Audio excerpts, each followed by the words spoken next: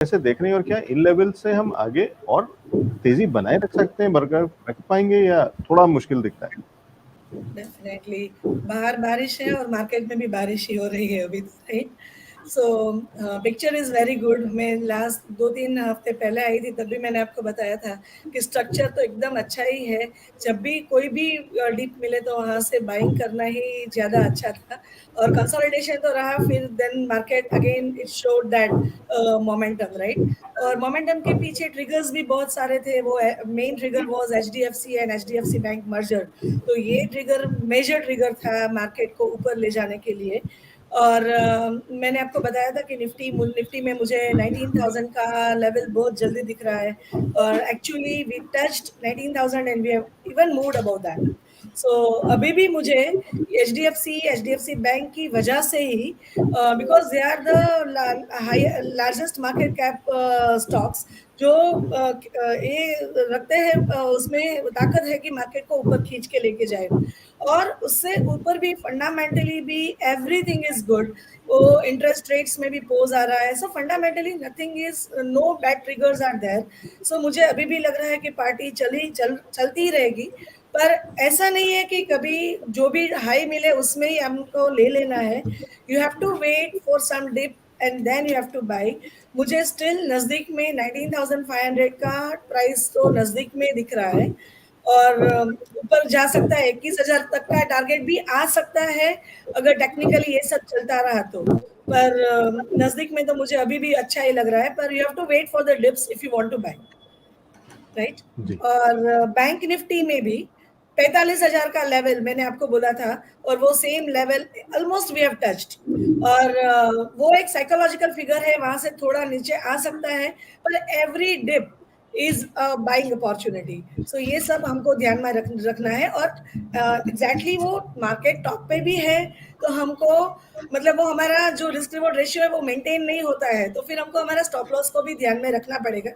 But I mean जो trend है वो अच्छा है, और ट्रेंड को फॉलो करते रहना चाहिए with the correct stop loss. जी, ट्रेंड अच्छा है और ट्रेंड को फॉलो करते रहना चाहिए, लेकिन स्टॉप लॉस जरूर ध्यान रखना है, वो बता रही है मीता मैम। जी, एक बार राकेश जी से भी उनकी राय ले लेते हैं। राकेश सर, कैसे देख रहे हैं बाजार को, निफ्टी और बैंक निफ्टी, और लॉन्ग टर्म में, क्योंकि आपकी वो एक्सपर्टीज है, तो उस हिसाब से क्या ये समय अच्छा है निवेश करने के लिए, या अभी थोड़ा सा इंतजार करना चाहिए एक डिप का, या किस तरीके से स्ट्रेटेजी बनानी चाहिए निवेशक को, लॉन्ग टर्म निवेशक को खासकर? देखिए, इस वीक में मार्केट ने ऑल टाइम हाईज बनाए हैं। निफ्टी ने अपने ऑल टाइम हाईज बनाए हैं, बैंक निफ्टी ने भी अपने ऑल टाइम हाईज बनाए हैं। मिड कैप इंडेक्स जो है वो भी ऑल टाइम हाईज के आसपास है, लेकिन जो स्मॉल कैप इंडेक्स है अभी वहाँ पे अपने ऑल टाइम हाईज से वो अभी भी थोड़ा सा नीचे ही है। तो जहाँ तक निफ्टी और बैंक निफ्टी की बात है, तो निफ्टी में जैसे अभी मीता मैम ने भी कहा, तो मेरे को भी अभी 19,500 का लेवल इमीडिएटली लगता है कि अगले 1 से 2 हफ्तों में हमें 19,500 का लेवल डेफिनेटली दिखना चाहिए।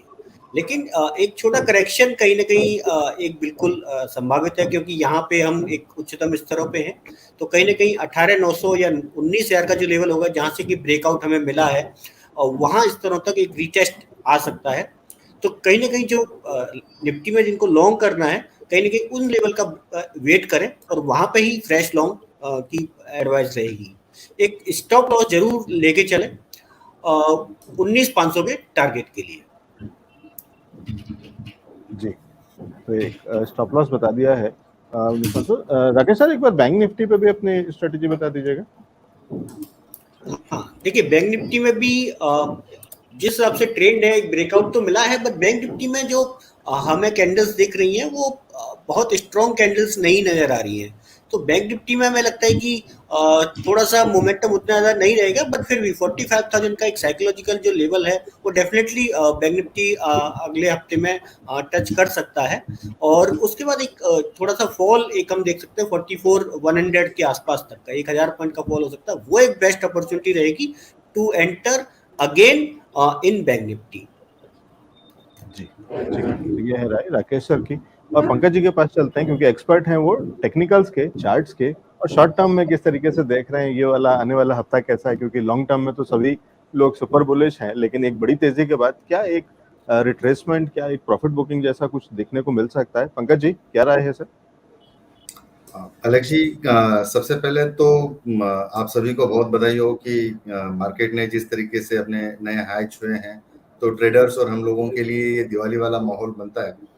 एंड बेसिकली निफ्टी का जो स्ट्रक्चर है वो बहुत ज़्यादा बुलिश है, टू बी वेरी ऑनेस्ट। और मैं कुछ अगर एक डेटा पॉइंट अगर आपको मैं बताऊं कि जब 15,000 से 16,000 निफ्टी गया, तब उसको 120 दिन का टाइम लगा हुआ था, और 18 से 19,000 तक जाने के लिए 425 दिन, मतलब 142 कॉन्सेक्यूटिव सेशंस के बाद में एक नया हाई छापा है। तो अभी जो एंटिसिपेशन हुआ है मार्केट में वो पूरी तेजी का है। ट्रिगर्स कहीं पे भी लैगिंग नहीं है। मैं बहुत स्ट्रांग और बुल साइड में बैठा हूँ। मुझे लगता है कि हफ्ते 2 हफ्ते में 20,000 का भी अगर ट्रिगर लग जाए तो कोई सरप्राइजिंग फैक्टर नहीं होना चाहिए। बिकॉज अगर डेटा पॉइंट के अगर हिसाब से अगर हम लोग बात करेंगे तो ऑन 19,000 लेवल के ऊपर highest amount of put writers खड़े हैं, 19,100 पे भी highest amount of put writers खड़े हुए हैं, और उसके बाद में कोई स्टोरी डेवलप नहीं होती है। ना कॉल राइटर्स दिख रहे हैं, ना कोई टग ऑफ वॉर दिख रहा है। मेरे हिसाब से ये प्लेन और बहुत क्लियर तेजी वाला माहौल रहेगा। मंदी वाले लोग बहुत भयंकर वाले वे में ट्रैप हो सकते हैं यहाँ पे। ठीक है, तो एक वार्निंग का साइन भी है पंकज जी की तरफ से कि मंदी वाले लोग अगर इस समय हाथ आजमाएंगे तो कहीं ना कहीं हाथ जला सकते हैं, कह रहे हैं पंकज जी। संतोष सर, एक बार फिर लॉन्ग टर्म व्यू आपके हिसाब से किस तरीके से देख रहे हैं बाजार के दूर के लेवल्स, और स्ट्रेटेजी क्या बनानी चाहिए इस समय?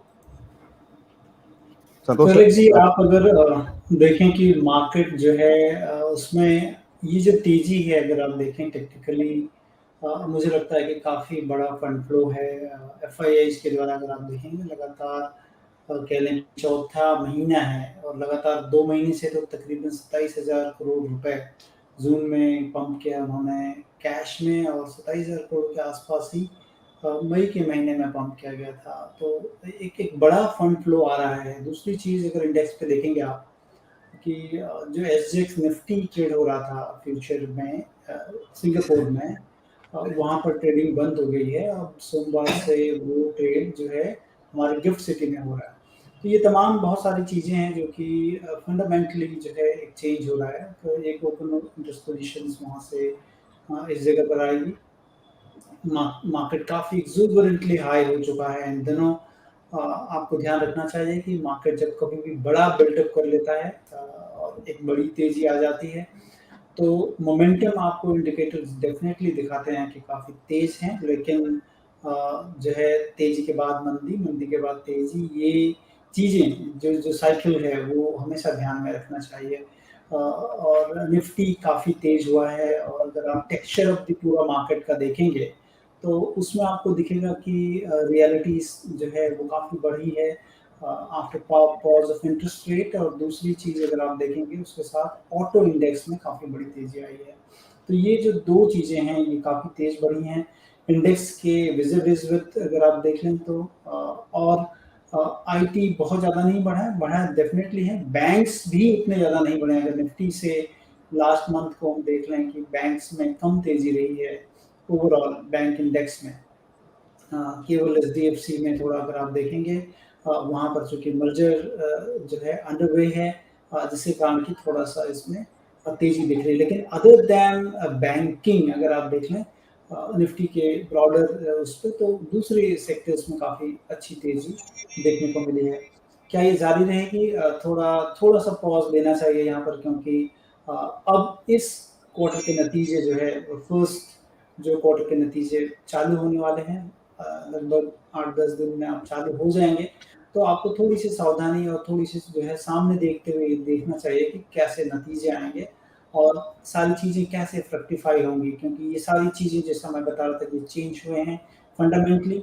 कुछ चेंजेस जो है अब देखने होंगे, क्योंकि यहाँ से भी अगर फर्दर तेज़ी चाहिए तो डेफिनेटली आपको अर्निंग्स ग्रोथ दिखनी चाहिए। अगर वो होती है तब जो है आप देखें कि तेज़ हो सकता है। लेकिन जो चिंताएं हैं मार्केट में अभी भी वो इन्फ्लेशन को लेके हैं, क्योंकि एल नीनो इफेक्ट काफ़ी है, अभी तक स्कैंटी रेनफॉल है। आप देख लें तो मतलब डेफिसिट है रेनफॉल का ओवरऑल। और इन्फ्लेशन जो है इस ईयर नहीं, नेक्स्ट ईयर भी परकोलेशन की बात की जा रही है, क्योंकि एल नीनो इफेक्ट के कारण हमारी जो है जो बरसात होगी अगले सीजन में भी कम होने की बात की जा रही है, और स्टेबली इन्फ्लेशन हाई रहेंगे। तो ये तमाम चीज़ें जो हेडविंड के रूप में काम कर सकती हैं, उसको देखना चाहिए। मार्केट हो सकता है कि यहाँ से फ्यू मोर पॉइंट्स और ज़्यादा बढ़ जाए, 19,400 तक हो सकता है कि चले जाएं हम। लेकिन ये हेडविंड्स को देखें और नतीजों को देखें, बहुत ज़्यादा बुलिश सेंटिमेंट को देखकर लगता नहीं है। हाँ, आपको देखना है कि किस तरह से सारी चीज़ें फ्रक्टिफाई होती हैं। जी, ठीक है। तो ये बहुत सारे रिस्क और बहुत सारे चैलेंजेस, लेकिन अपॉर्चुनिटीज भी, और कहीं ना कहीं लेकिन एक सभी एक्सपर्ट्स की राय को अगर मैं समराइज करने की कोशिश करूं तो कहीं ना कहीं बुलिश जो वो व्यू है वो कहीं ना कहीं इंटैक्ट है, यानी ट्रेंड मोर और लेस बुलिश ही रहने वाला है, या तेजी कहीं ना कहीं जारी रहेगी। संतोष सर ने दोनों चीजें बता दी हैं, तो वो बैलेंसिंग भी कर दिया है कि कहाँ पे चैलेंज है और कहाँ पे अपॉर्चुनिटी है। लेकिन संतोष सर, अगर आगे का रास्ता मैं समझने की कोशिश करूं तो इसके आगे बाजार जो चलेगा, किन सेक्टर्स पे अगर जानने की कोशिश करो, ये सवाल वापस बाकी सारे एनालिस्ट से भी एक बार पूछूंगा कि जब हम तेजी की बात कर रहे हैं या बाजार के आगे के आउटलुक की बात कर रहे हैं, तो स्पेसिफिकली इस समय हियर ऑन, जैसे अभी आप कह रहे थे कि बैंक निफ्टी के बाद अब बाकी चीजें, ऑटो इंडेक्स की आपने बात करी, स्पेसिफिकली अगर मैं समझने की कोशिश करूँ कौन सा सेक्टर नंबर 1, नंबर 2, नंबर 3 जहाँ पे नजर रहेगी? स्टॉक स्पेसिफिक इसके बाद में आऊंगा, फिलहाल सेक्टर की बात करूँ। तो एलेक्स जी, मुझे लगता है कि अगर आप सेक्टर की तरफ देखेंगे तो जो नहीं चला है और जहाँ पर की अपॉर्चुनिटी हो सकती है, दैट मतलब सेक्टर मैं सेक्टर तो नहीं कहूँगा, क्योंकि मैं इस जगह पर चूंकि मार्केट काफ़ी हाई है, और तो मैं बॉटम अप अप्रोच कर रहा हूँ, ना कि टॉप डाउन अप्रोच कर रहा हूँ कि मैं सेक्टर को पकड़ूँ। मैं ये देख रहा हूँ कि अपॉर्चुनिटी साइज किस कंपनी में कहाँ हो सकती है, तो उसमें मुझे दिखता है कि जो टेक्नोलॉजी सेक्टर है, that too on a mid cap too जो है स्मॉल कैप साइड में अपॉर्चुनिटी साइज ज़्यादा हो सकती है, क्योंकि आने वाले दिनों में अगर आप देखें जिस तरह से मैनेजमेंट कमेंट्री है, मतलब अगर आप बड़े आईटी कंपनीज को देख लें, 7 to 9% के बीच में रेवेन्यू ग्रोथ की बात कर रहे हैं। लेकिन अगर आप निचले स्तरों पे आ जाएं, मतलब आप mid cap to small cap आ जाएं, वहाँ पर 20 to 30% अपॉर्चुनिटी दिखती है। तो उस जगह पर अपॉर्चुनिटी ढूंढनी चाहिए, और मुझे लगता है कि चूंकि मार्केट लाइफ हाई के पास है, थोड़ा बैकफुट पे रहना चाहिए और क्वालिटी स्टॉक्स को ढूंढना चाहिए, वैल्यूएशन जहाँ सस्ते हैं उधर देखना चाहिए। तो बॉटम अप अप्रोच में हम लोग देख रहे हैं कि कहाँ अपॉर्चुनिटी हो सकती है, और कहाँ पर जो है वैल्यूएशन थोड़े हाई हैं, वहाँ पर प्रॉफिट बुक भी कर रहे हैं। तो मतलब बैलेंसिंग वे है, क्योंकि लाइफ हाई में कभी भी ऐसी गलती ना कर बैठे कि पोर्टफोलियो में जो स्टॉक्स हैं उसमें काफ़ी बड़ा डेंट हो जाए। तो इस चीज़ का ध्यान रखना इस जगह काफ़ी इम्पोर्टेंट है। जी, ठीक है। तो बैलेंसिंग की बात है। पंकज सर, आने वाले हफ्ते में कौन से सेक्टर्स या कौन से किन पॉकेट्स पे नजर है? जी अलग जी, जैसे कि मैंने पहले ही बोला कि निफ्टी के अंदर मेरा व्यू औरों के मुकाबले थोड़ा सा ज्यादा बुलिश है, क्यों तो एक बहुत बड़े कंसोलिडेशन के बाद में हम लोग बाहर निकले हैं, और ये आज तक देखा गया है कि जब जब जब हम लोग एक बड़े कंसोलिडेशन को फेस करते हैं तो उसके बाद में बाहर निकलने के बाद में एक वन वे तरीके की रैली होती है। एफआईएस की काफ़ी ज़्यादा पंपिंग हो चुकी है, and every day they are putting more and more, DIIs भी साथ में कर ही रहे हैं। बेचना लेना ये तो एक चलते ही रहेगा, लेकिन सबसे इम्पोर्टेंट चीज़ ये है कि with the experience of last 15-18 years, कि जहाँ पे सबसे ज़्यादा डर या कॉशियस हो जाने का माहौल हो जाता है ना, तो वहाँ से मार्केट एक अपना एंटिसिपेशन जो है वो एक रेंज में ही आगे बढ़ाता है, और हम लोग सोचते हैं कि ये लाइफ टाइम हाई हो चुका है तो यहाँ से 100-200 पॉइंट का डीप मिलेगा, और फिर हम लोग इसके अंदर कुछ हम लोग अपनी एक्टिविटी स्टार्ट करते हैं। जब जब पैसा है वो इन्वेस्टमेंट का सही टाइम है। और जहां तक सेक्टर्स और स्टॉक स्पेसिफिक की बात है तो कैपिटल गुड्स, एफएमसीजी और ऑटो सेक्टर्स के अंदर काफी अच्छा मोमेंटम नजर आ रहा है। कल की आप मोमेंट देखिए, एल&टी की जबरदस्त रही है, कमिंस इंडिया पिछले काफी टाइम से बहुत स्ट्रॉन्ग चल रहा है, महिंद्रा एंड महिंद्रा कल की मूवमेंट तो वो भी उनके लाइफ टाइम हाई पे है। तो ये सारे स्टॉक्स हैं, और इन स्टॉक्स को लीड करेगा आने वाले समय में रिलायंस। तो मैं रिलायंस के ऊपर बहुत बड़ा बेट लगाकर चल रहा हूँ। तो मुझे लगता है कि Reliance will drive the market in coming days, specially in next 2 weeks. 2 week के बाद में हम लोगों को एक अनप्रेसिडेंटेड मूव मार्केट के अंदर दिखेगी। और पंकज जी, मैं आपको स्टॉक स्पेसिफिक स्ट्रेटेजी पे अभी थोड़ी देर में आ रहा हूँ वापस से। राकेश जी के पास चल रहा हूँ। राकेश सर, एक चीज समझने की कोशिश कर रहा हूँ कि अभी जो पंकज जी जिसकी बात कर रहे थे कि ये बड़े कंसोलिडेशन के बाद हमने बड़ी तेजी देखी है, लेकिन एक फैक्ट ये भी है कि जब जब बड़ी तेजी आई है, यानी रिकॉर्ड लेवल्स पे बाजार गया है, तो उसके बाद कहीं ना कहीं एक फिर से एक रिट्रेसमेंट आता है नॉर्मली उसमें। क्या उस तरीके की कुछ चीजें अभी फिलहाल, या और ये कुछ अपवाद हो सकता है, क्योंकि एक्सेप्शंस भी होते हैं बाजार के अंदर में, नई चीजें भी होती हैं, बाजार नए ट्रेंड्स भी बनाता है। तो राकेश सर, क्या ऐसा हो सकता है कि एक रिट्रेसमेंट हमें देखने को मिल सकता है, डीप हो सकता है, छोटा सा हो सकता है, या फिलहाल नहीं दिख रहा और अभी हम कुछ और रिकॉर्ड्स बनाने के बाद में उस रिट्रेसमेंट को देखेंगे? नहीं, देखिए, जिस तरीके से एफआई के फ्लोज हैं पिछले लास्ट 2 महीने में, जबरदस्त एफआई के फ्लोज आए हैं, और आने वाले जो महीना है, जुलाई का महीना, क्योंकि अब रिजल्ट्स क्वार्टर क्लोज है तो रिजल्ट्स भी आएंगे, और इसके अलावा क्योंकि मंथ एंड है तो बहुत सारे जो हमारे डेटा पॉइंट्स रहते हैं, जैसे कि मैन्युफैक्चरिंग पीएमआई के आंकड़े रहते हैं, सर्विसेज पीएमआई के आंकड़े रहते हैं, वो भी आएंगे। तो इन सब चीज़ों को देखते हुए हमें लगता है कि अभी भी मार्केट में तेजी का माहौल बिल्कुल रहना चाहिए, और 19,500 के जो लेवल्स हैं डेफिनेटली देखने को मिलेंगे अगले 1 से 2 वीक में, और हो सकता है कि हमें 20,000 तक का एक साइकोलॉजिकल जो लेवल है वो भी, क्योंकि जुलाई महीना जो होता है वो काफ़ी स्ट्रॉन्ग महीना रहता है मार्केट के हिसाब से, तो हो सकता है जुलाई एंड तक हमें इस सीरीज में हो सकता है 20,000 तक के भी लेवल्स देखने को मिल जाए। ठीक है, तो टू बी कंटिन्यूड है मार्केट की रैली। मीता मैम, सेक्टर्स कोई स्पेसिफिक या कोई कैप्स के अगर बात करूं, मिड कैप, स्मॉल कैप, या कहां पे नजर रहेगी, या कहां से अब नेक्स्ट लेवल जो एक्शन आएगा पार्टी की कंटिन्यूएशन, वो कहां से होगा? डेफिनेटली हम लोग एक्चुअली सेक्टर्स को जब सिलेक्ट करते हैं तो 2 तरीके से सिलेक्ट करना चाहिए, ग्रोथ सेक्टर और वैल्यू सेक्टर। तो मुझे ऐसा लगता है कि अगर किसी को लॉन्ग टर्म के लिए बैट लेना है, तो जो नीचे है सेक्टर्स और उसमें बिजनेस अच्छा है और टेक्निकली वो अभी चेंज हो रहा है, वो सेक्टर पे नजर रखनी चाहिए। तो वो 2 सेक्टर्स है बेसिकली, आईटी एंड फार्मा। सो अगर किसी को लॉन्ग टर्म के लिए लेना है तो definitely one can keep this stocks और top stocks of this sectors in their portfolio. और किसी को मोमेंटम चेज करना है और मोमेंटम स्टॉक्स पकड़ने हैं, तो they can bet on auto sector as well as banks में भी इतना जितना आउट परफॉर्मेंस निफ्टी ने दिखाया, बैंक निफ्टी ने उतना नहीं दिखाया है, तो still there is some steam left in banks also. So मुझे लगता है कि बैंक्स में टॉप बैंक्स को पकड़ के आप, एचडीएफसी बैंक जैसे उसने कुछ मतलब इतना आउट परफॉर्मेंस अभी तक नहीं दिखाया था, तो one can take their watch those sectors and those stock and keep that in portfolio। तो वो भी मोमेंटम स्टॉक्स रहेंगे और वो अच्छा है शॉर्ट टर्म के लिए, और लॉन्ग टर्म के लिए तो फार्मा आईटी है ही। जी, ठीक है। तो ये ओवरऑल एक व्यू सारे एनालिस्ट का मार्केट को लेकर के, और उसके कौन किन सेक्टर्स पे है नजर। तो ये हर हफ्ते हम ये शो लेकर के आते हैं सैटरडे को आपके लिए 12 बजे, जहाँ पे हम बात करते हैं वीकली आउटलुक की, यानी पिछले हफ्ते का, पूरे हफ्ते का बाजार कैसा रहा, उससे अगले हफ्ते के संकेत कैसे निकलते हैं।